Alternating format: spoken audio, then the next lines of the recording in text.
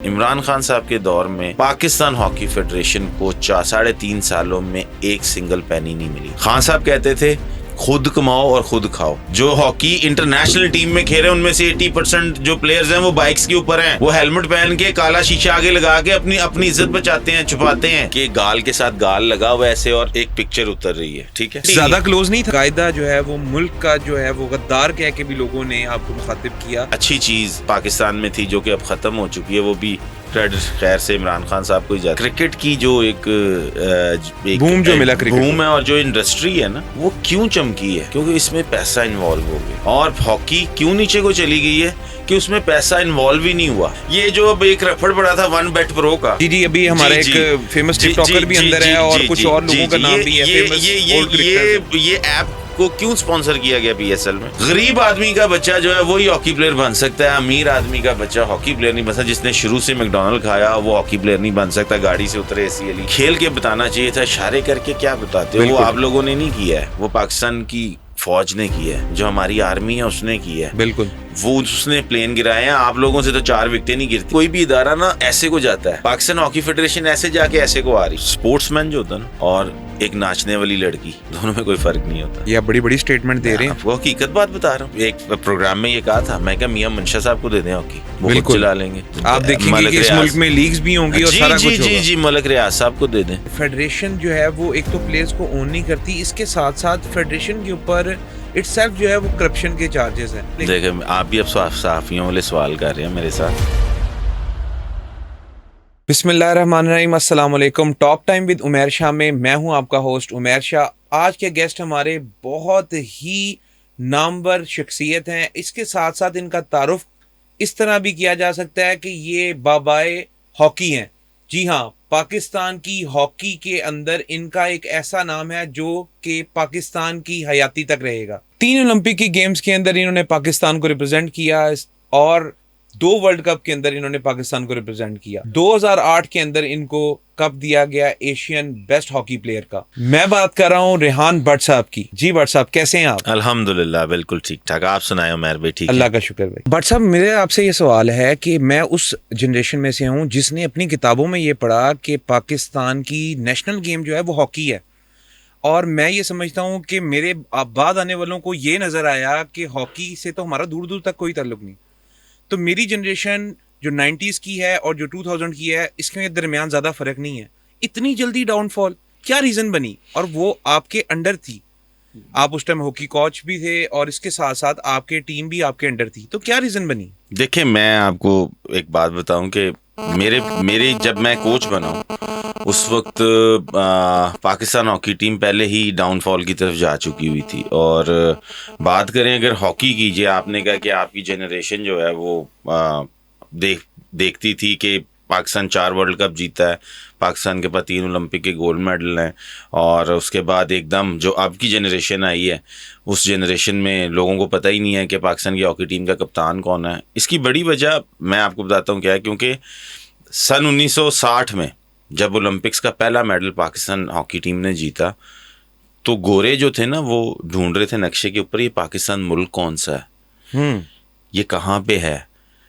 और वो सबसे पहली शिनाख्त जो है वो इस हॉकी ने दिलाई थी जब गोल्ड मेडल जीता था पाकिस्तान 1960 के अंदर जब पाकिस्तान ने रोम ओलंपिक्स। तो ये वो गेम है कि जिसने रिकग्नाइज किया कि पाकिस्तान भी कोई मुल्क है। इसी वजह से कहते हैं कि जो खेल है ना वो उसमें पॉलिटिक्स नहीं होनी चाहिए। उसके बाद पाकिस्तान ने वर्ल्ड कप 4 जीते, उसके बाद पाकिस्तान ने ओलंपिक गेम जीते। लेकिन जो जीत की खुमारी थी, एक हमारे जो बड़े पुराने ओलंपियंस हैं कि वो मसला ही कोई नहीं, जीत लेंगे, कोई मसला ही नहीं, जीत लेंगे। दुनिया तरक्की कर रही थी, हम वहीं पे बैठे कह रहे थे कि हम जीत लेंगे। तो आप फॉल्ट किसको देंगे? जनरेशन को देंगे फॉल्ट, या तो प्लेयर्स जो आपके टाइम के अंदर थे, या आपकी फेडरेशन को? नहीं, देखिए, फॉल्ट किसका है? मैं आपको बताता हूँ। फॉल्ट इसमें ना पाकिस्तान हॉकी फेडरेशन का है, ना प्लेयर्स का है, और ना ही ओलंपियंस का है। इसमें सबसे बड़ा फॉल्ट जो है वो पता है क्या है कि हमारे हुक्मरानों की ना इस गेम से नज़र हट गई है। आपको मैं क्लियर एक बात बताऊं, आज इस हॉकी के अंदर जुआ ऐड कर दें, जो क्रिकेट के अंदर है। क्योंकि आपने अक्सर रेडी वाले को भी देखा होगा कि शाहिद अफरीदी अगर इंज हुक मारदा ना तो बॉल स्टेडियम तो बाहर जाती, अगर सीधा ना खेलता तो आज ये आप जुआ ऐड कर दें, उसको क्यों पता है, वो टीवी नहीं देख रहा है, वो क्यों देखता है टीवी, क्योंकि उसके पैसे लगे होते हैं। ये आप बड़ी बड़ी स्टेटमेंट दे रहे हैं रेहान साहब। मैं बिल्कुल आपकी बात, मैं आज आपका कहने का ये मकसद है कि सर, आज की तारीख के अंदर क्रिकेट जो है, जो पाकिस्तान के अंदर देखा जा रहा है, वो सिर्फ इस वजह से देखा जा रहा है कि जुआ बहुत हो रहा है जी। आपके इस्लामी जमहूरिया पाकिस्तान के अंदर जुआ हो रहा है और ये जो बेटफेयर हुक्मरान करवा रहे हैं जी, ये जो बेटफेयर चलती है, मैं ये कह रहा हूँ कि ये जो बेटफेयर चलती है, इस बेटफेयर में आप किसी के भी मोबाइल से उठा के देख लें, अगर आप 100 मोबाइल उठाएंगे तो 80 में वो ऐप डाउनलोड होगी और वो लगा हुआ है खेलने के लिए। तो ये एक क्रिकेट की जो एक बूम जो मिला, बूम है, और जो इंडस्ट्री है ना, वो क्यों चमकी है, क्योंकि इसमें पैसा इन्वॉल्व हो गया। और हॉकी क्यों नीचे को चली गई है कि उसमें पैसा इन्वॉल्व ही नहीं हुआ, वो वहीं का वहीं ये स्टेटमेंट दे रहे हैं रेहान साहब कि अगर हॉकी की गेम के अंदर आज की डेट के अंदर बैटिंग शुरू करवा दें तो आप देखिएगा कि हॉकी को आपके जितने ये लोग हैं या हॉकी वाले जो हैं, या हमारी जो FIH है, इंटरनेशनल हॉकी फेडरेशन है, उसके वो भी अमीर हो जाएगी ICC क्रिकेट की तरह। अच्छा, हाँ, PCB की तरह आप समझ रहे हैं। तो एक डिफरेंट स्टोरी है ना, ठीक है। ICC जो क्रिकेट इंटरनेशनल क्रिकेट काउंसिल जो है, वो क्यों है अमीर, या क्यों है, क्योंकि इसके अंदर बहुत सारी चीजें इन्वॉल्व हैं। स्पॉन्सर भाग भाग के क्यों आता है, ये जो अब एक रफड़ पड़ा था वन बेट प्रो का, जी अभी हमारा एक फेमस टिकटॉकर भी अंदर है और कुछ और लोगों का नाम भी है फेमस। ये ऐप को क्यों स्पॉन्सर किया गया PSL में? हाँ जी, देखिए, मैं यही आपकी बात बिल्कुल ठीक है, ये बात एक अकल का तकाजा इसको मानता है कि आप अपने PSL जो आपकी एक नेशनल ट्रॉफी है और आपके पास हर दुनिया के मुल्क से लोग आ रहे हैं, प्लेयर्स आ रहे हैं, खेल रहे हैं, आपने उनकी जर्सी के ऊपर लिखवाया हुआ है और अब आप उनके ऊपर केसेस डिफरेंट करा रहे हैं। ये आपकी बात बिल्कुल ठीक है। देखिए देखिए मैं आपको बात बताऊं, ये जो चीज़ें हैं ये मैटर करती हैं, ये फैक्ट है कि आजकल की जनरेशन जो है वो शॉर्टकट मानती है, वो लॉन्ग टर्म की तरफ नहीं जाती। वो कहते हैं कि हम रातों रात अमीर हों, हमारी कोई वीडियो वायरल और रातों रात हम अमीर हो जाएं। ये सारी चीज़ें जो हैं ये इंटरनेट ने की हैं ना। बिल्कुल। मैं अपने बेटों की बात करता हूँ, वो कहते हैं कि जी आजकल पैसा कमाना कौन सा मुश्किल है। बट सर मुझे ये बताइएगा, अभी आपने जिक्र किया कि ये सियासतदानों की वजह से ये गेम सर मैं आपको जो है वो अरूज से सवाल पे सर मैं आपको बताता हूँ, तो क्या ये सियासतदान जुआरी हैं या जुआ खिलवाते हैं? अभी क्योंकि आपने कहा कि जुए की रीजन है डाउनफॉल और सियासतदान भी इन्वॉल्व है। नहीं, मैं सियासतदानों की बात इस लिहाज से कर रहा हूँ कि बीच में कुछ ऐसे लोग भी आए जैसे कि आपके जो है वो प्रेसिडेंट भी रहे हैं आपके, जी वो कुछ असम्बली में भी ओहदेदार रहे हैं। कुछ ऐसे लोग भी आए कि जिन्होंने हॉकी की तरफ ध्यान ही नहीं दिया। कि अगर आप बात करते हैं तो मैं क्लियरली एक स्टेटमेंट देता हूँ कि पाकिस्तान हॉकी फेडरेशन को इस जगह पे लाने के लिए कि आज जो फंड नहीं मिलते या जो चीज़ें नहीं होती, बीच में हॉकी प्लेयर्स भी हैं जिन्होंने करप्शन की होगी, जिनने पैसे खाए हैं, लेकिन इमरान खान साहब के दौर में वो एक खुद स्पोर्ट्समैन थे। इमरान खान साहब के दौर में पाकिस्तान हॉकी फेडरेशन को 3.5 सालों में एक सिंगल पैनी नहीं मिली, और उसके बाद से पाकिस्तान हॉकी फेडरेशन उन 3.5 सालों में 18वें नंबर पे चली गई। खान साहब कहते थे खुद कमाओ और खुद खाओ, लेकिन पाकिस्तान हॉकी फेडरेशन के पास एक स्टेडियम उनका अपना नहीं है। तो कज़ाफी स्टेडियम के अंदर ही एक हॉकी का स्टेडियम है। वो पाकिस्तान हॉकी फेडरेशन का नहीं है, वो पंजाब स्पोर्ट्स बोर्ड का है। अच्छा। पाकिस्तान हॉकी फेडरेशन वहां पे रेंट देती है। अच्छा, फेडरेशन रेंट पे करती है? जी, जिसका अपना स्टेडियम ना हो, अर्निंग के लिए कोई चीज ना हो, तो वो कैसे पाकिस्तान हॉकी को चला सकती है? लेकिन खान साहब बाजिद थे, खान साहब ने कोई पैसे नहीं दिए। सब अकल का तकाजा ये नहीं मानता कि 3 टाइम जो है वो वर्ल्ड चैंपियन हो, ओलंपियन चैंपियन हो और इतनी बड़ी टीम हो और नेशनल स्पोर्ट्स आपका हॉकी हो और आपके पास कोई स्टेडियम नहीं था। नहीं है जी, बिल्कुल ये कैसे हो सकता है? ये आप सर्च करवा लें, आपको पता चल जाएगा अगर मेरी बात में सच्चाई नहीं होगी। कराची के अंदर इस टाइम 2 से 3 बड़े स्टेडियम है हॉकी। पाकिस्तान हॉकी फेडरेशन के पास कराची में एक स्टेडियम है जिसका नाम है अब्दुल सत्तार ईदी हॉकी स्टेडियम, ठीक है, वो भी रेनोवेट हुआ है अभी, और उसके भी इर्द गिर्द जो शॉप्स हैं उससे मेरे ख्याल से कुछ अर्निंग होती है इनको, लेकिन वो इतनी नहीं होती कि जिससे पाकिस्तान हॉकी चल जाए। लेकिन क्लबिंग का जो एक कॉन्सेप्ट है वो काइंडली उसके बारे में बताएं। हॉकी की हमारे दौर के अंदर हमारी जनरेशन ने ये देखा कि क्लबिंग होती थी, जिस तरह आप क्रिकेट क्लब आप देखते हैं, फुटबॉल क्लब देखते हैं आप, आजकल पैडल टेनिस बहुत चल रहा है और मामला चल रहे हैं, क्लब बने हुए हैं प्रॉपर। तो हमारे दौर में हॉकी क्लब थे। तो क्या आप ये भी समझते हैं कि डाउनफॉल की एक ये भी रीजन है कि क्लब्स ने जो है वो डोमेन ही चेंज कर ली अपनी स्पोर्ट की, और अब आपको कहीं प्रॉपर क्लब नहीं नजर आता? नहीं, क्लब ने नहीं डोमेन चेंज उसने की है। अगर मैं बात करूं तो मॉडल टाउन सोसाइटी ने क्या किया। मॉडल टाउन सोसाइटी की जितनी ग्राउंडें थी वो एक पुराने पैटर्न पे चल रही थी, एक हॉकी ग्राउंड, एक फुटबॉल ग्राउंड और एक क्रिकेट ग्राउंड हर ब्लॉक के हर अंदर। ब्लॉक के अंदर ऐसे ही था। अब फुटबॉल ग्राउंड और क्रिकेट ग्राउंड तो रह गए हैं, हॉकी ग्राउंड नहीं है, वो वापस ले लिए गए हैं। क्यों? क्या उस वक्त नेशनल स्पोर्ट्स नहीं है पाकिस्तान की? ये क्या मॉडल टाउन सोसाइटी को ये नहीं पता कि ये हमारी नेशनल गेम है, इसको हमने ग्राउंड खत्म नहीं करनी? बिल्कुल। क्यों की है खत्म? क्योंकि वहां पे भी पैसे कमाए जा रहे हैं।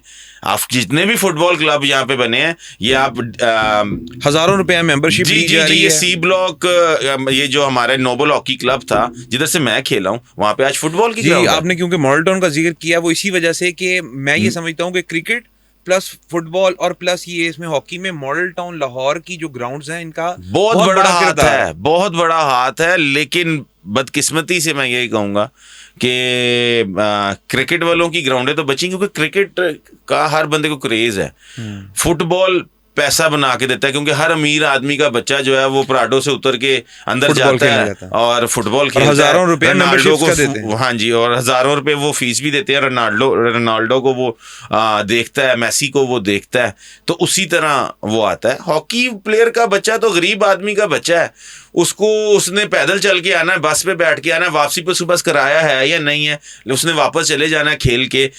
गरीब आदमी का बच्चा जो है वही हॉकी प्लेयर बन सकता है, अमीर आदमी का बच्चा हॉकी प्लेयर नहीं बन सकता। जिसने शुरू से मैकडॉनल्ड खाया वो हॉकी प्लेयर नहीं बन सकता। गाड़ी से उतरे एसी वाली और उसके बाद वो कहे कि मैं हॉकी प्लेयर बन आपके जाऊं। दौर के अंदर जो बड़े प्लेयर थे वो सारे ही आउटस्कर्ट से आए थे, पंजाब के और सिंध के और दूसरे में बहुत कम लोग थे वो जो इधर जनरेशनल जो थे अंदरून लाहौर के हों या कहीं और के हों, आउटस्कर्ट्स के अंदर से थे सारे प्लेयर्स। तो आप यही रीजन समझते हैं कि अब उनको वो फैसिलिटीज नहीं दी जा रही कि वो दोबारा इस जो स्पोर्ट की तरफ माइल हों? मैं बड़ा छोटा सा इसका एक आंसर दूंगा। अगर आपका बेटा शाहिद अफरीदी साहब को लेक्सिस से उतरता हुआ देखता है, और फर्ज मैं अपनी मिसाल रेहान भट्ट को एक रिक्शे से उतरता हुआ देखता है, तो वो कौन सी गेम चुनेगा? ऑब्वियस है लेक्सिस चुनेगा।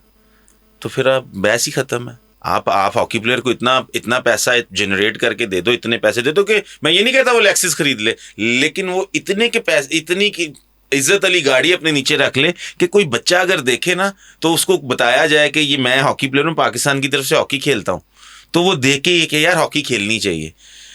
बिल्कुल ठीक है। आपके 80% हॉकी प्लेयर जो है वो बाइक्स के ऊपर है। 80% प्लेयर्स जो हॉकी खेलते हैं और इंटरनेशनल टीम में खेल रहे हैं, जो हॉकी इंटरनेशनल टीम में खेल रहे हैं, उनमें से 80% जो प्लेयर्स हैं वो बाइक्स के ऊपर हैं। वो हेलमेट पहन के काला शीशा आगे लगा के अपनी इज्जत बचाते हैं, छुपाते हैं कि या अल्लाह किसी को हमें देख ना ले, हमारी इज्जत जो है वो ये ना हो के कल को वो कहेंगे जी ये मोटरसाइकिल पे फिर रहे हैं। तो मैं उनको एक ही बात कहता हूँ कि ये चीजें तो दिखाओ, ये दिखाओगे तो शायद शर्म आ जाए किसी को। बिल्कुल ठीक, बिल्कुल ठीक। रेहान भट्ट साहब, बात तो आपने की कि कैसे डाउनफॉल आया और क्या मामला तो ये, और हम इत्तेफाक करते हैं आपकी इस बात से, मगर आप लोगों की इन्वॉल्वमेंट भी तो थी। आप अपनी टीम के कैप्टन थे, क्या आपने अपना कंडक्ट ठीक रखा? शायद आप भूल रहे हैं कि एक स्कैंडल आपका आया था 2008 के अंदर, जिसके ऊपर आपको फाइन भी किया गया, और मैं ये समझता हूँ कि ये वो सारे अनासिर थे जिनके बाद आहिस्ता आहिस्ता मामला जो है वो ख़राब होते गए। तो मैं ये पूछना चाहूँगा कि आपका जो स्कैंडल आया था उसके बारे में आपका क्या कहना है? देखिए, सबसे पहले तो मैं ये बात क्लियर करूं कि स्कैंडल बिल्कुल आया और आपको फाइन भी हुआ? जी, मुझे फाइन हुआ। इसका मतलब है आप गिल्टी थे? मुझे गवर्नमेंट ऑफ पाकिस्तान की तरफ से फाइन हुआ, लेकिन अकेले में मुझे नहीं हुआ, कोई 3-4 प्लेयर्स थे जिनको फाइन हुआ। लेकिन प्रॉब्लम मैं आपको हकीकत रियलिटी बताने लगा हूँ कि क्या बात है और ये किस तरह बनाई गई और किस तरह इसको पेश किया गया। हम अर्जेंटीना में चैंपियन चैलेंज कप खेल रहे थे और हम सेमीफाइनल में इंडिया को हमने 6-2 हराया और 4 गोल मैंने किए। तो जी मुझे याद है, मैंने वो मैच देखा हुआ है। 6-2 मैच हमने हराया और 4 गोल मैंने किए। तो सारी पाकिस्तान की सब बहुत खुश, हम क्वालिफाई भी कर गए आगे और चीज़ें भी हो गई।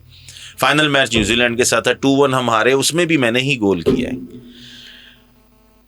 टूर्नामेंट ख़त्म हो गया। अर्जेंटीनियन गवर्नमेंट ने तमाम टीमों को जिन्होंने पार्टिसिपेट किया चैंपियंस चैलेंज कप में, उनके लिए एक दावत अरेंज की गई by the government of Argentina, Argentinian, कि जी सारे आए, फेयरवेल पार्टी होगी और ये सारी चीज़ें होंगी। पाकिस्तान टीम भी वहाँ पे चली गई। पाकिस्तान टीम वहाँ पे चली गई। हमारे साथ जो लाइजन ऑफिसर थी वो हमारे साथ बहुत ज़्यादा ना अटैच थी तमाम लड़कों के साथ, कि ये क्योंकि उसकी ड्यूटी थी कि हमें जहाँ जो चीज़ हमें चाहिए वो प्रोवाइड होनी चाहिए, जिस तरह हमने जाना है वो चीज़ें होनी चाहिए। अब तस्वीर क्या वायरल हुई है, मगर बट साहब जो हमने हमारे नॉलेज के मुताबिक और जो हमने देखा, क्लोज तो आपने बताया वो बहुत ज़्यादा थी, मगर आपकी जितना ज्यादा क्लोज थी इतना तो यही मैं आपको बताने लगा। फोटो अभी तक आपको आप जरूर इस फोटो को दिखाइएगा। वो एक ही फोटो है और फोटो ये है कि गाल के साथ गाल लगा हुआ ऐसे और एक पिक्चर उतर रही है, ठीक है। अब तो ये कुछ ज्यादा क्लोज नहीं था। नहीं, मैं आपको बताता हूँ ना, आप हॉलैंड चले जाएं, आप अमेरिका चले जाएं, आप अर्जेंटीना चले जाएं, जब आप किसी को अलविदा, ये एयरपोर्ट की फोटो है, ये उस दिन उस रात की फोटो ही नहीं है, ये एयरपोर्ट जिस रात पार्टी की गई, जिस रात पे ये सारे हम लोग थे वहां पे, ये उस रात की फोटो ही नहीं है। ये एयरपोर्ट पे अलविदाई फोटो है, जब यूं चेहरे के साथ चेहरा लगा के एक तस्वीर उतारी गई, ठीक है। तो अलविदाई फोटो इतनी अच्छी थी, तो इससे पहले जाहिर है कोई और मामला भी नहीं होंगे। बिल्कुल ऐसे कोई मामला नहीं थे, क्योंकि उस वक्त हम खेल रहे थे। चीजें हमारे ये जितने भी लाइजन ऑफिसर्स, वो लड़का हो वो लड़की हो, वो आपके इतने कि वो फैमिली मेंबर की तरह हो जाता है कि आपको उस अंदाजा नहीं होता कि आप क्या चीजें हैं क्या नहीं। और वो अगर कोई गलत चीज होती तो क्या वो अपने फेसबुक पे ये फोटो लगाती? अच्छा, ये फोटो उसके फेसबुक अकाउंट से वायरल हुई है। अब जो हमारे पाकिस्तान के सहाफ़ी हैं, उन्होंने जब पाकिस्तान टीम चैंपियन चैलेंज खेल रही थी वहाँ पे, तो उन्होंने किसी ना किसी के साथ इन टच रहना होता था। तो हम कहते थे कि आप लाइजन से पूछ लें कि हमारा शेड्यूल क्या है, हमने कहाँ जाना है, क्या चीज़ें होनी है। तो वो एक सहाफ़ी जो था वो उस पर ऐड था उसकी फेसबुक के ऊपर।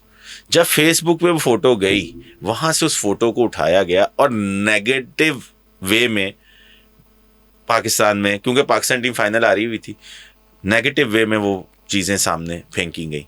जब मैं वापस आया, वापस पाकिस्तान उतरा, सबसे पहले तो मेरी बीवी का मुंह सूजा हुआ कि वो जिस तरह की फोटो थी, बट साहब माजरत के साथ वो सूजना बनता भी था। तो वो मैं क्या सारी बातें चीज़ें ये वो बताई कि नहीं ऐसा कुछ नहीं है, ये सारी चीज़ें ऐसे हैं और इसको गलत वे में जो है वो सामने दिखाया गया। लेकिन एक चीज़ बड़ी अच्छी हुई, आप यकीन करें, मैं अपनी बीवी के साथ लिबर्टी फेर रहा हूँ। मैं जब इंडिया के खिलाफ गोल किए थे तब मैं इतना मशहूर नहीं हुआ था।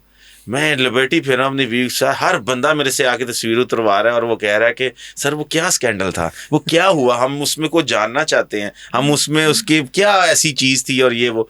तो वो एक नेगेटिविटी, देखिए आज 15 साल बाद भी हम इसको डिस्कस कर रहे हैं, इसका मतलब है कि इसी के ऊपर तो था इसी के ऊपर बात हो रही है। तो ये एक ना फिर वहाँ से मुझे एक अंदाज़ा हुआ, लेकिन मेरे में हिम्मत पैदा नहीं हुई दोबारा कुछ इस तरह की नेगेटिव स्कैंडल उड़ाने की, क्योंकि फैमिली को भी आपने देखना होता है, चीज़ों को भी देखना होता है। लेकिन ये एक बड़ा, आजकल आप देख लें, आप किसी को वायरल आपने करना है तो आप किसी के साथ फेक ऐसी न्यूज़ या चीज़ें बना ले, किसी को बेशक पैसे दे के कहेंगे जी मैंने ये, with in a few days वो वायरल हो जाती है। तो ये चीज़ें जो है वो मैटर करती हैं। लेकिन एज सच जो मुझे जुर्माना हुआ, जो चीज़ें हुई, जुर्माना कितना हुआ था बट साहब? 1 लाख रुपया। तो वो 2010 के अंदर जी, और वो पाकिस्तान हॉकी फेडरेशन ने ही पे किया था, वो मैंने अपनी जेब से नहीं किया था, क्योंकि पाकिस्तान हॉकी फेडरेशन को पता था कि जो चीज़ें जो सामने हमने देखा है, जो चीज़ें हैं वो ऐसी नहीं है जैसे कि प्रिटेंड हो रही है, जिस तरह पेश की जा रही हैं। तो ये एक वाकया था जिसके ऊपर सारी चीज़ें जो है वो ही। बट साहब आपके जो है वो स्कैंडल्स की एक लंबी लिस्ट है, आपने तो एक से जो है वो बरी ज़िम्मा होकर जान छुड़वा ली, एक और भी बड़ा फेमस आपका है जिसमें आपको बाकायदा जो है वो मुल्क का जो है वो गद्दार कह के भी लोगों ने आपको मुखातिब किया, मीडिया में बहुत चला कि आपने प्रायोरिटी दी अपनी फेडरेशन को छोड़कर इंडियन लीग को। क्या पैसा ज़्यादा ज़रूरी था या मुल्क की इज्जत ज़्यादा ज़रूरी थी? देखें, आप भी अब सहाफ़ियों वाले सवाल कर रहे हैं मेरे साथ। दो किस्म के सहाफ़ी होते हैं, आपको पता है, कि जो एक नेगेटिव चीज़ों को बहुत ज़्यादा हाइप देते हैं और एक होते हैं जो पॉजिटिव चीज़ों को बहुत ज़्यादा हाइप देते हैं। अब मैं आपको इसकी रियलिटी बताता हूँ, किसी को भी नहीं पता। जो पाकिस्तान हॉकी फेडरेशन है उनके ओहदेदारान को ज़रूर पता है। मुझे इन्होंने टीम से ड्रॉप कर दिया, पाकिस्तान टीम से मुझे 2012 में ड्रॉप कर दिया। जब मैं ड्रॉप हुआ तो मैंने, मेरे साथ भी पेट लगा हुआ है, मैंने भी देखना है कि आगे मैंने क्या करना है। मैं पाकिस्तान टीम में नहीं था उस वक्त।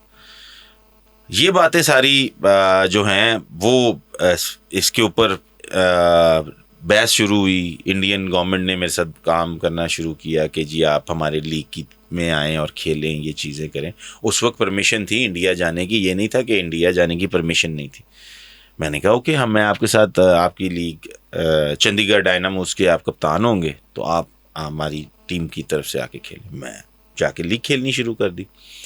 वहाँ पे लीग खेल के मैं वापस आया तो इन्होंने कहा कि जी इंडियन ये लीग जो थी ये बागी लीग थी, इसको तो इंडियन हॉकी फेडरेशन ने भी ऑन नहीं किया, तो आप क्यों गए? मैंने कहा वो इंडियन हॉकी फेडरेशन ऑन करे या ना करे, बेशक एक प्राइवेट लीग थी, मुझे उन्होंने अप्रोच किया एज अ प्रोफेशनल, मैंने उसको एक्सेप्ट किया और मैंने जाके खेल के मैं आ गया वापस। ये बातें सबको पता है कि जी रेहान भट्ट इंडिया खेलने चला गया था और इस पे लोगों ने ये भी कहा कि नहीं जाना चाहिए था, कुछ ने कहा नहीं बिल्कुल ठीक किया है। लेकिन जो एक गद्दार वाला लफ्ज़ है ये गलत है, क्योंकि हर बंदे के साथ पेट लगा हुआ, उसने अपना आप देखना है जिस तरह भी है। हाँ, अब जो इंडिया के साथ सिचुएशन है, अब तो बिल्कुल भी नहीं ऐसी कोई चीज़ हो सकती। हाँ, ये लोग नहीं कहते कि रेहान भट्ट ने 3 साल हॉलैंड में लीग खेली और 3 साल का अपना जो सफ़र था उसको ख़त्म करके पाकिस्तान के लिए आके वो लीग छोड़ दी और हॉलैंड में बैन लगवा लिया अपने ऊपर कि पाकिस्तान की तरफ से खेलना एशिया कप, क्योंकि पाकिस्तान को उस वक्त ज़रूरत थी। ये फैक्ट है। और आज भी आसिफ बाजवा सेक्रेटरी जनरल से उस वक्त उसका मुझे फ़ोन आया कि रेहान पाकिस्तान को ज़रूरत है आपकी। तो मैंने उसी वक्त अपने डच कोच को कहा उधर, मैंने कहा मैंने पाकिस्तान की तरफ से जाके खेलना है, तो ये लास्ट 2 मैच में आपके नहीं खेल सकता, आप मेरी सैलरी में से काट लेना। उसने कहा नहीं ये नहीं हो सकता, आपको ये 2 मैच खेलने पड़ेंगे क्योंकि आपने कॉन्ट्रैक्ट किया और ऐसे या वैसे। मैं कहा जी भाड़ में जाए कॉन्ट्रैक्ट, मैं इसको ख़त्म करता हूँ। मैं अगले दिन फ़्लाइट लेके पाकिस्तान आ गया। तो वहाँ इस वजह से आपके ऊपर बैन भी लगा हुआ है हॉलैंड की लीग के अंदर बैन लगा हुआ है कि पाकिस्तान इन्होंने जो कॉन्ट्रैक्ट था उसको पूरा नहीं किया, तो लिहाजा उन्होंने पूरी यूरोपियन यूनियन कंट्री को वो लेटर सर्कुलेट किया और उसके बाद से अब तक मैंने ना अप्रोच किया। वो 5 साल का बैन था, 4 साल का था, तो इस बात को काफ़ी टाइम हो चुका है। तो पर सब यानी कि आज की तारीख में अगर आपको इंडियन जो अप्रोच करें अपना एज अ कोच मेंटोर आपको बुलाना चाहें और एक बड़ी अमाउंट आपको पे करें, जो कि वो कर सकते हैं क्योंकि उनकी फेडरेशंस, उनकी जो स्पोर्ट्स की जो सारा सिस्टम है वो बहुत मजबूत है, बहुत ज़्यादा मजबूत है, पाकिस्तान से तो बहुत ज़्यादा मजबूत है, तो क्या आप जाएंगे? नहीं, मैं अब नहीं जाऊंगा, क्योंकि उसकी वजह प्रॉब्लम इज दिस। पेट तो आपको अभी भी लगा हुआ है? नहीं, पेट बिल्कुल लगा हुआ है, पेट लगा हुआ है, लेकिन उस वक्त सिनेरियो जो था, उस वक्त तो हमारे आतिफ असलम साहब, हमारे जितने सिंगर हैं, क्रिकेटर्स हैं, शोएब अख्तर जाके खेला था कोलकाता आईपीएल के अंदर। हाँ जी, तो ये उस टाइम की बात है। लेकिन अब ये शोएब अख्तर को जाए, पेट उसके साथ भी लगा हुआ है, उसको को जाए, लेकिन वो नहीं जाएगा क्योंकि इस वक्त सिनेरियो जो है वो चेंज हो चुका है। पाकिस्तान इंडिया की जंग हुई है, अब जितनी चीज़ें हो रही हैं इस क्रिकेट मैचों के अंदर एशिया कप के अंदर भी हमने देखा, जो भी देखा है, लेकिन मैं फिर भी कहूंगा कि पाकिस्तान क्रिकेट टीम खेल के बताना चाहिए था। इशारे करके क्या बताते हो, वो आप लोगों ने नहीं किया है, वो पाकिस्तान की फौज ने किया है, जो हमारी आर्मी है उसने किया है। बिल्कुल, वो उसने प्लेन गिराए हैं। आप लोगों से तो 4 विकेटें नहीं गिरती, उन्होंने प्लेन गिराए। तो आप लोग जो ओछे होके, ओवर होके ये जो काम करते हैं, इसको करने की ज़रूरत क्या है? अगर वो मोहसिन नकवी साहब से नहीं लेना चाहते ट्रॉफी, तो मोहसिन नकवी साहब को ज़रूरत क्या है उनको ट्रॉफी देने की? तो लिहाजा ये चीज़ें, ये स्पोर्ट्समैन स्पिरिट जो है वो दोनों साइड से ही लैक किया। जी बिल्कुल और ऐसे ही जो है वो सिस्टम चल रहा था। बिल्कुल ऐसे ही, बिल्कुल ऐसे। रेहान भट्ट साहब, प्रो लीग के अंदर पाकिस्तान ने क्वालिफाई कर लिया है, यानी कि टॉप 8 जो है वो दुनिया की टीमों के साथ खेलने जा रहे हैं। 25 करोड़ अलाउंस गवर्नमेंट ने अनाउंस कर दिया है, मगर अब भी फेडरेशन लैक करती है 10 करोड़ से। तो क्या अभी फेडरेशन के जो सारे प्लेयर्स हैं वो अपना पेट काट काट के और अपने साथ बेच के ये गेम खेलेंगे, ये कब खेलेंगे, या आप समझते हैं कि कोई और हल भी है? नहीं, देखें, बहुत अच्छी बात है, पाकिस्तान टीम ने बहुत देर के बाद टॉप 8 टीमों के में क्वालिफाई की है और पाकिस्तान टीम अच्छी टीमों के साथ खेलेगी। बात यह है कि पाकिस्तान हॉकी फेडरेशन ने जो समरी बना के भेजी गवर्नमेंट ऑफ पाकिस्तान को, वो 35 करोड़ की थी। उस 35 करोड़ के अंदर प्रेसिडेंट के डेली अलाउंसेस भी थे, सेक्रेटरी के डेली अलाउंसेस भी थे, कैंप्स के पैसे थे, चीज़ें थी, ये थी, वो थी, डेली अलाउंस, ये चीज़ें, प्लेयर्स के डेली अलाउंस और ये चीज़ें थी। गवर्नमेंट ऑफ पाकिस्तान ने कहा कि जी जो ट्रैवलिंग, रहना सहना, वहाँ पे चीज़ें, उसका खर्चा टोटल 25 करोड़ पे होता है, ये हम आपको देंगे। बाकी जो है पाकिस्तान हॉकी फेडरेशन किस लिए बनी हुई है फिर? अगर वो फंड अरेंज ही नहीं कर सकती तो फिर पाकिस्तान हॉकी फेडरेशन का प्रेसिडेंट और सेक्रेटरी को नाअहल करार दे देना चाहिए। तो उन्होंने कहा, पाकिस्तान हॉकी फेडरेशन ने कहा कि जी हम जो हैं वो ये 10 करोड़ का इंतज़ाम करेंगे, आप 25 करोड़ रुपया दे दें।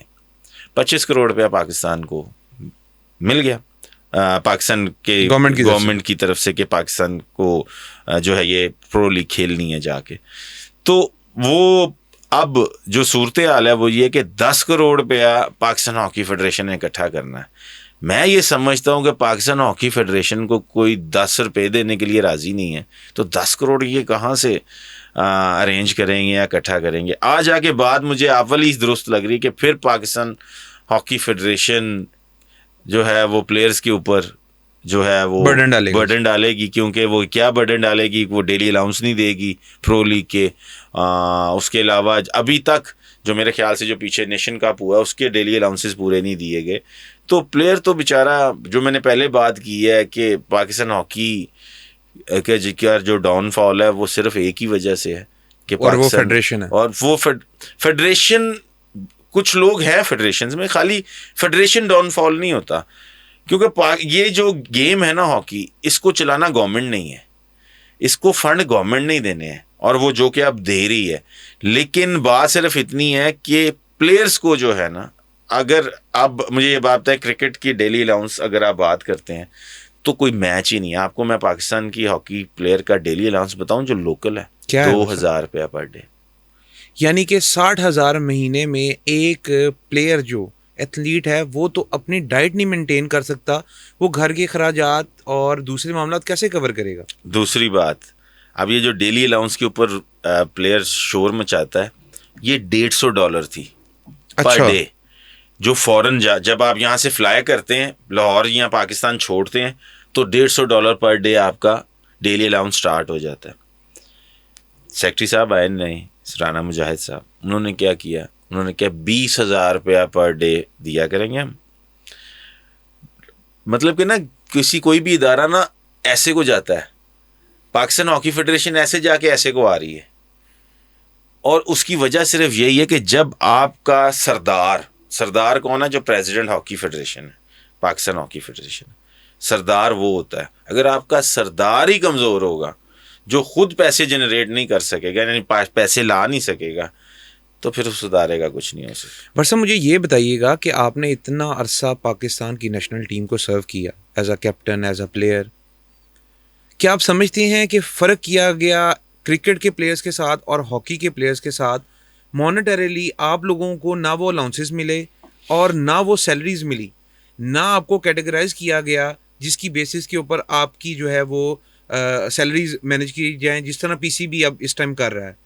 तो क्या आप समझते हैं कि ये भी एक वजह है कि लोगों ने, प्लेयर्स ने इंटरेस्ट कम करना शुरू कर दिया? वजह ये है कि जब आपको पता है कि ये आपको कोई ये कारोबार प्रॉफिट ही नहीं दे सकता है, तो आप क्यों करेंगे वो? एक पर्सनल सवाल भाट साहब, आपको कितने पैसे मिलते थे जब आप खेलते थे? जब हम खेलते थे तब मेरे ख्याल से इससे भी बुरे हालात थे। हमारी डेली अलाउंस 1000 रुपया लोकल थी और $100 हमें फॉरेन करेंसी में मिलती थी। लेकिन हम लीग्स बहुत अच्छी खेलते थे, जाके हम हॉलैंड जाके खेलते थे, अभी इंडिया खेली, उसके बाद मलेशिया में खेली। हमारी जो लीग के जो पैसे थे वो बहुत ज़्यादा अच्छे पैसे होते थे। आपको आपकी फेडरेशन क्या पे करती थी मंथली? पर फेडरेशन मंथली कभी भी पे नहीं हुआ है। अच्छा, मंथली पे आपको करती नहीं है? जब आपने कैंप में आना है तो फेडरेशन ने पैसे स्टार्ट करने हैं, वरना मंथली कोई पे नहीं है, कोई सेंट्रल कॉन्ट्रैक्ट नहीं हमने तो लिया। आपको जो इदारे पे करते थे, जैसे वापडा से जी, खेलते मैं हैं, मैं वो क्या मैं सिस्टम है? वापडा में माशाल्लाह इस वक्त 18वीं स्केल का मुलाजिम हूँ, और यही एक जो कहते हैं ना कि एक अच्छी चीज़ पाकिस्तान में थी जो कि अब ख़त्म हो चुकी है, वो भी क्रेडिट खैर से इमरान खान साहब को ही जाता है कि जो उन्होंने गवर्नमेंट जॉब्स जो हैं प्लेयर्स के लिए ख़त्म कर दी। लेकिन जो वो चीज़ें थी उस वक्त मैनेज करना वो बड़ा आसान था इन पैसों के अंदर। अब जो दौर चल रहा है जहाँ पे 250 रुपये, अब तो आपका ब्रेड एंड 350 बटर रुपये, नहीं इस सैलरी में जी हो इस सकता? सैलरी में हो सकता है। तो जो पुराने हॉकी प्लेयर्स थे, कोई पीआईए से स्टेशन मैनेजर जद्दा रिटायर है, कोई किसी मलेशिया के से रिटायर, कोई एम्स्टर्डम से स्टेशन मैनेजर रिटायर है, कस्टम के कोई कलेक्टर रिटायर है, मींस कि नौकरियां ऐसी होती थी, डीआईजी रिटायर है, आईजी रिटायर है पुलिस से कोई। उस वक्त नौकरियां ऐसी मिलती थी कि जिससे प्लेयर जो है ना वो अपने सर्वाइव सर्वाइव कर सकता। अब तो वो नौकरियां भी खत्म हो गई। और ये क्रेडिट आप देते हैं खान साहब, क्योंकि की खान साहब ने, खान साहब, आप समझते हैं कि इसके डाउनफॉल के अंदर एक और मजीद जो एलिमेंट है वो खान साहब है? मैं देखें एज अ पर्सन खान साहब, मैं कहता हूं कि उनका जो एक सियासत के अंदर खड़ा होना, चीज़ें एक डिफरेंट स्टोरी, वो एक डिफरेंट है। लेकिन एज अ स्पोर्ट्समैन जो मैं समझता था कि खान साहब आके स्पोर्ट्स के लिए, स्पोर्ट्समैन्स के लिए बहुत अच्छे होंगे, लेकिन ऐसा कुछ नहीं हुआ। ऐसा कुछ नहीं हुआ। यहाँ तक नौबत मैंने देखी है कि हबीब बैंक हो गया, नेशनल बैंक हो गया, जो एक 45 ईयर्स ओल्ड या 46 ईयर्स ओल्ड जो क्रिकेट बिल्कुल एंड के ऊपर थे, उनको निकाल दिया गया। वो ऊबर चला रहे थे मोटरसाइकिल पे सिर्फ पेट पालने के लिए, जिनकी 70-80 हज़ार रुपया तनख्वाह हो, 90 हज़ार तनख्वाह हो, और उसको एकदम नौकरी से निकाल दिया जाए और वो मिडिल क्लास से भी नीचे का बंदा हो, तो वो क्या करेगा? आपने भट्ट साहब इतने ज़्यादा मेडल जीते अपने इस मुल्क के लिए, क्या उसका कोई रिगार्ड मिला सिवाय आपकी इस एक वाहिद जॉब के, जो आपने बताया आपकी ब्रेड एंड बटर का वाहिद सोर्स है? देखें, हुकूमत पाकिस्तान ने आपको ओब्लाइज किया हो किसी और तरीके से, मॉनेटरीली या आज़ादी तौर के ऊपर? देखें, पाकिस्तान के लिए देखें, स्पोर्ट्समैन जो होता है ना और एक नाचने वाली लड़की, दोनों में कोई फ़र्क नहीं होता। या बड़ी बड़ी स्टेटमेंट दे रहे हैं? आपको हकीकत बात बता रहा हूँ। जब तक आप यंग हैं, जब तक आपकी टांगों में जान है, जब तक आप ग्राउंड में नाच रहे हैं, हर बंदा आपके पीछे है। जैसे ही आपकी टांगों से जान खत्म हुई, आप रिटायरमेंट की तरफ आए, हर बंदे ने मुंह मोड़ लेना। इसी तरह नाचने वाली का भी, जब तक उसकी टांगों में जान है, तमाशबिन पैसे फेंक रहा है उसके ऊपर। जैसे ही उसको थोड़ी सी यहाँ से यूं करके नीचे को आई और थोड़ी उम्र हुई, तो किसी ने मुड़ के भी नहीं देखना। स्पोर्ट्समैन 18 साल की उम्र से लेके 35 साल की उम्र एक आइडियल उम्र होती है। किसी भी इंसान की एक आइडियल उम्र जिसमें उसने हर चीज को एंजॉय करना होता है, और वो सारी उम्र एक स्पोर्ट्समैन पाकिस्तान को दे देता जो पाकिस्तान टीम में खेलता। इससे बड़ी कुर्बानी और कोई नहीं दे सकते हम, जो हम दे चुके हैं। बातें करनी या चीजें करनी बड़ी आसान है, लेकिन 18 साल की उम्र से लेके 35 साल की उम्र तक जो बंदा अपनी जवानी का हिस्सा, तमाम जो गोल्डन पीरियड है, वो अगर पाकिस्तान को दे देता है, तो उसके बाद अगर भी उसकी कदर ना की जाए तो फिर मैं कुछ नहीं कह सकता। बिल्कुल ठीक जी। रेहान भट्ट साहब, मैंने आपके 2 बेटों से मैं मिला भी और मैंने उनकी रिव्यूज़ भी लिए, तो मुझे ये बताइएगा एज अ फादर आपने उनके फ्यूचर के लिए क्या सोचा है? क्या आप उनको अपनी तरह और अपने भाई की तरह हॉकी प्लेयर ही बनाना चाहते हैं, या आप भी डाइवर्सिफाई कर गए अपनी फील्ड से और अब आप उनको किसी और स्पोर्ट्स की तरफ लगा रहे हैं? देखिए, मेरे बेटे दोनों हॉकी खेलते थे खेलते थे, और जब उन्होंने प्लेयर्स के, जो मैंने पहले भी बात की है, जब हालात देखे, चीज़ें देखी, तो मेरा बड़ा बेटा बहुत अच्छा हॉकी प्लेयर था। और आज भी तौकीर डार साहब, जितने पुराने लोग हैं, वो कहते हैं तुमने अपने बेटे को ज़ाया किया, वो एक बहुत ही अच्छा हॉकी प्लेयर था। लेकिन वो नहीं मानता, वो कहता मैंने नहीं खेलनी हॉकी, मैंने क्रिकेट खेलनी है। तो मैंने उसको कहा आपका जो दिल करता है आप वो खेलो, लेकिन मैं अगर आपको एक मशवरा दूं तो आप हॉकी खेलो, क्योंकि आपके बाप ने हॉकी खेली है। हॉकी प्लेयर जो है, आप में इतना टैलेंट है कि आप पाकिस्तान को रिप्रेजेंट कर लोगे। जब आप किसी भी गेम में अपने मुल्क को रिप्रेजेंट करते हो ना, तो एक टाइम आता है आप सेटल डाउन हो जाते हो, कोई ना कोई रास्ता निकल आता है बाहर जाने का या चीज़ें जो भी है, तो आप इंसान सेटल डाउन हो जाते हो। कहता मैंने हॉकी खेलनी नहीं है मामा। मैंने कहा उसकी कोई वजह? कहता इतना बड़ा नाम है आपका, मुझे आप जो मैचेस दिखाते हैं, जो आपका रिकॉर्ड है, जो चीज़ें हैं, जो मैं चीज़ें देखता हूँ, हमें तो 2 कनाल के घर में रहना चाहिए था, तो हम तो रह रहे हैं 7 मरले के घर में। तो इतनी मेहनत करने के बाद अगर नहीं कुछ कमा सकता हॉकी प्लेयर, तो फिर मैंने हॉकी खेलनी ही नहीं है। या मैं कारोबार करूंगा या मैं क्रिकेट खेलूंगा। तो अब वो ये क्रिकेट खेल रहा है? जी अभी क्रिकेट खेल रहा है और लेग स्पिनर है।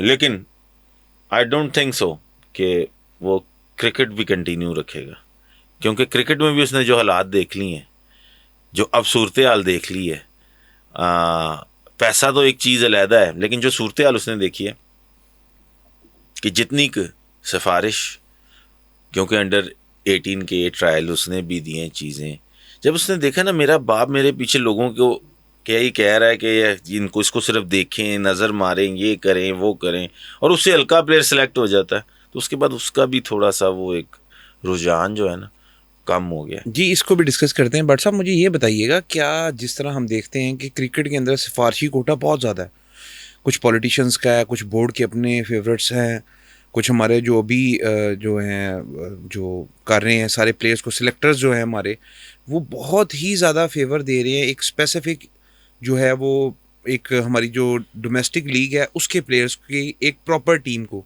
तो क्या आप यही समझते हैं कि हॉकी में भी कभी ये हुआ था कि फेवर्स मिल रही हों प्लेयर्स को, या हमेशा मेरिट के ऊपर ही जो है वो प्लेयर्स को सिलेक्ट किया जाता था? सर देखें, मैं ये कहता हूँ हॉकी में भी ऐसा हुआ है, लेकिन हॉकी में कभी भी प्लेइंग 11 के ऊपर कंप्रोमाइज़ नहीं किया गया। जो रिजर्व प्लेयर्स है ना, वो भी आखिरी 2, उनके ऊपर ज़रूर क्या आप कंप्रोमाइज़। कैप्टन थे, इख्तियारात थे आपके पास कि आप नहीं, अपनी हॉकी मर्जी के कप्तान के पास कोई इख्तियारात नहीं होते। हॉकी का कप्तान सब सिर्फ फेडरेशन कर रही है हॉकी का कप्तान सिर्फ और सिर्फ जो है वो एक टैग ही लगा हुआ है। कि सब कैप्टन कुछ कोच होता है, कोच? कोच एंड सेलेक्टर्स, सब कुछ वो होते हैं। कप्तान के पास कोई इतनी वो अथॉरिटी नहीं होती कि वो ऐसा कुछ करे या कोई चीज़। हाँ, ये ज़रूर है कि कप्तान बन के आप जो है आपके पास एक ये ज़रूर है, जीत गए तो कोच ने क्रेडिट ले जाना है, हार गए तो कप्तान को आगे कर देना है और उसके लिए एक्सक्यूजेज होने हैं, और कुछ नहीं। बट साहब आपने अपने दौर के अंदर 107 गोल किए, आपको 2008 के अंदर एशियन बेस्ट हॉकी प्लेयर का अवार्ड मिला, इतने ज़्यादा मेडल, इतने ज़्यादा एजाज़ात आपने अपनी जो है टेनोर के अंदर लिए, क्या आप नहीं चाहते कि ये जो टीम है ये आपके अंडर दी जाए? या जैसे आजकल के दौर में हम देखते हैं क्रिकेट के अंदर वो पुराने जितने प्लेयर्स हैं वो सब कहते हैं कि जी हमें दिया जाए, बजाय इसके कि बाहर से कोई आप कोच लेके आ रहे हैं। हमने भी खेला है, हम भी गेम को समझते हैं। तो क्या आप ये समझते हैं, आपने एक स्टेटमेंट भी पास किया था कुछ अर्सा पहले कि आपने कहा था कि मुझे 2 साल चाहिए, तो क्या आप समझते हैं उस 2 साल में आप क्या ऐसा करेंगे कि ये दोबारा जो है वो ये हॉकी अपने अरूज के ऊपर जा सके? देखें, मैंने 2 साल के अंदर ये स्टेटमेंट दी है कि मैं 2 साल मुझे टीम दी जाए, और जो मैं चाहता हूँ, जिस तरह मैं चाहता हूँ, जो फैसिलिटीज़ मैं चाहता हूँ प्लेयर्स के लिए, जो फैसिलिटी किस मुल्कों में जाके मैंने मैचेस खेलने हैं टीम ट्रेंड करने के लिए, ये मुझे 2 साल के अंदर फैसिलिटीज़ दी जाए, तो मैं 2 साल के अंदर पाकिस्तान टीम वर्ल्ड कप भी खेलेगी और ओलंपिक्स भी खेलेगी। ये स्टेटमेंट मैंने दी है, और इसमें कोई मुश्किल बात नहीं है, मैं आपको हकीकत कह रहा हूँ। मैं अभी भी इस पॉडकास्ट में भी ये बात करता हूँ कि आप मुझे 2 साल के लिए दें फैसिलिटीज़ के साथ।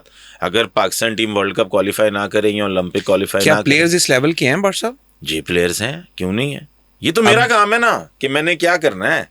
अब हर चीज़ तो मैं खोल के नहीं आपके सामने रख दूंगा ना कि मैंने क्या करना है, क्या कैसे होगा, क्या क्या चीज़ें होंगी। लेकिन हाँ, मैं आज भी ये कहता हूँ कि 2 साल के लिए टीम दे। पाकिस्तान टीम ओलंपिक भी क्वालिफाई करेगी, वर्ल्ड कप भी क्वालिफाई करेगी, बशर्ते कि जो मैं ये चाहता हूँ कि जो प्लान मैंने 2 साल का बनाना है उसको प्रॉपर एग्जीक्यूट किया जाए, तो हर चीज़ मुमकिन है। बट साहब आपने अपने 107 गोलों में से जो आपने एक हॉकी की अपने टेनोर में खेले, उसमें से आपने इंडिया के खिलाफ बहुत ज़्यादा गोल्स किए। तो कोई एक ऐसा गोल जो आपको याद हो और जिसके बाद आपने सोचा हो कि हाँ आज इंडियन टीम को तुन दिया, तो उसके बारे में तो कुछ बताएं। देखिए 1996 में कारगिल वॉर मेरे ख्याल से हुई थी, और उसके 6-7 साल बाद पाकिस्तान और इंडिया का मैच होने जा रहा था, क्योंकि पाकिस्तान और इंडिया आपस में नहीं खेलते थे, ये सब चीज़ें बंद हो गई थी।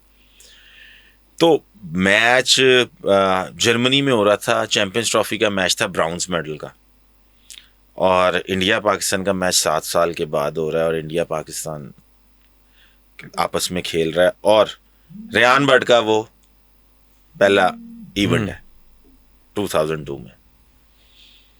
अब मैच हो रहा है, पाकिस्तान टीम 3-1 हार रही है और लास्ट 10 मिनट्स रह गए मैच खत्म होने के लिए, और रेयान बट बाहर बेंच पे बैठा हुआ है रिजर्व प्लेयर्स में। अब वो अपने कोच को कह रहा है कि मुझे मौका दें, मुझे अंदर जाने दें, मुझे मौका दें, मुझे अंदर जाने दें, मैं ये कह रहा हूँ अपने कोच को। वो कह रहा है यार चुप करके बैठ अभी 2 मिनट। कोच कौन थे आपके? ताहिर जमान साहब। ताहिर जमान। चुप करके बैठ अभी। इतनी देर में क्या होता है कि 6 मिनट कुछ सेकंड्स रह जाते हैं, तो मैं क्या सर उन तो 6 मिनट रह गए ना, मैंने तो अंदर जाने का। उन्हें कहा जा यार तू जो करना है तू भी कर ले, अंदर जाके चल जा उन फलाने ने चेंज कर ले। मैं अभी बोर्ड लेके खड़ा हुआ हूँ, तो मुदस्सर अली खान ने गोल कर दिया, स्कोर हो गया 3-2। ऐसे करके मैंने बंदा चेंज किया और मैं ग्राउंड के अंदर आया हूँ, रिजर्व प्लेयर से, रिजर्व प्लेयर्स ग्राउंड के अंदर आया हूँ, और मैंने घड़ी पे नजर मारी है, 5 मिनट 37 सेकंड रहते थे मैच खत्म होने में, टू बी एग्जैक्ट। मैंने जब मैं अंदर आया मैंने सबसे पहले घड़ी को देखा, 5 मिनट 37 सेकंड मैच खत्म होने को रहते थे, और स्कोर था 3-2। पाकिस्तान के 2 गोल थे और 3 गोल जो थे वो इंडिया के थे। मैं ग्राउंड के अंदर आया हूं, वहां से मूव बनी है, with in I think so 52 second मैंने गोल कर दिया, मैच 3-3 ड्रॉ हो गया। जब 3-3 गोल ड्रॉ हो गया मैच, अब मैंने फिर घड़ी पे नजर मारी, 4 मिनट कुछ सेकंड रह गए, मैच चल रहा है। लास्ट मेरी नजर पड़ती है घड़ी पे तो 59 सेकंड रह जाते हैं मैच खत्म होने में, और मैच 3-3 गोल से ड्रॉ है। मुदस्सर अली खान बॉल पकड़ता है और वो मुझे भागते हुए देखता है कि मैं भागता जा रहा हूं डी के अंदर ना, अगर मींस के ये मुदस्सर अली खान है तो यहां से मैं भागता हुआ डी के अंदर जा रहा हूं।